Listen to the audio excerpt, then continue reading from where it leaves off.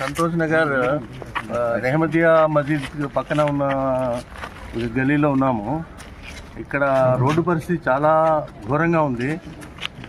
పక్కన మసీద్ వెళ్ళి రావడానికి కూడా ఇబ్బందిగా ఉంది. అంత నీళ్లు, డ్రైనేజీలు అంత ఇదిగా ఉంది. ఓల్టేజ్ సమస్య ఉంది. వీటిని పరిష్కరించండి.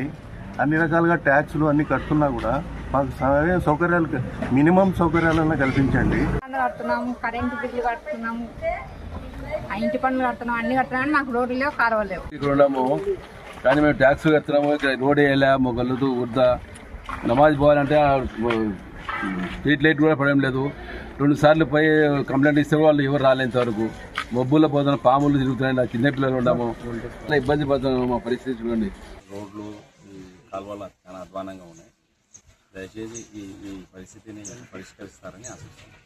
కర్నూలు నగరపాలక సంస్థ పరిధిలో సంతోష్ నగర్కు ఎంతో చరిత్ర ఉంది. దాని పక్కనున్నటువంటి రహమత్ నగరు ఏర్పడి 30 సంవత్సరాలు గడుస్తున్నా కొన్ని ఇండ్ల ముందు కనీసం కరెంటు పోలే వేయలేదు. అట్లాగే గంపెడు మట్టి కూడా వేయలేదు. వర్షం వస్తే ఇక లైట్లు వెలగవు, గుంతలు కనిపించవు, కింద పడడము, అనేక మందికి కాళ్ళు చేతులు ఇరిగిన పరిస్థితి కూడా దాపరించింది.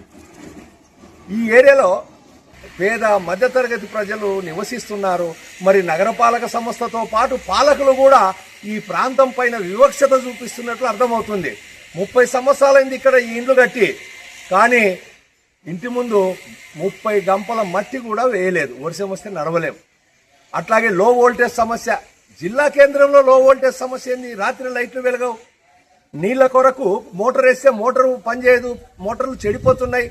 కాబట్టి నగరపాలక సంస్థ కమిషనరు వెంటనే స్పందించి ఈ ప్రాంతంలో పర్యటించి ఈ నిర్లక్ష్యానికి గురైనటువంటి రహమత్ నగర్లో వెంటనే రోడ్లు వేసి, కరెంటు పోల్ వేసి లో వోల్టేజ్ సమస్య పరిష్కరించాలని చెప్పి పట్టణ పౌర సంక్షేమ సంఘంగా కమిషనర్ గారిని కోరుతా ఉన్నారు. రహమత్ నగర్లో పరిస్థితి అంటే కింద పడి ఫ్రాక్చర్ అయింది. 2 పదాలు కింద పడి కాల్ ఫ్రాక్చర్ అయింది. రోడ్ పరిస్థితి ఇది. రోడ్ వేయండి దయచేసి. 43 సంవత్సరం ఎంతవరకు ఎవరు ఒక రోడ్ కూడా వేయలే. సాయంత్రం అయితే light problem, street light problem, voltage down అయిపోతుంది 6 అయితేనే. ఈ సమస్యలంతా కాలనీ వాళ్ళకి అందరికీ ఇబ్బంది అవుతుంది.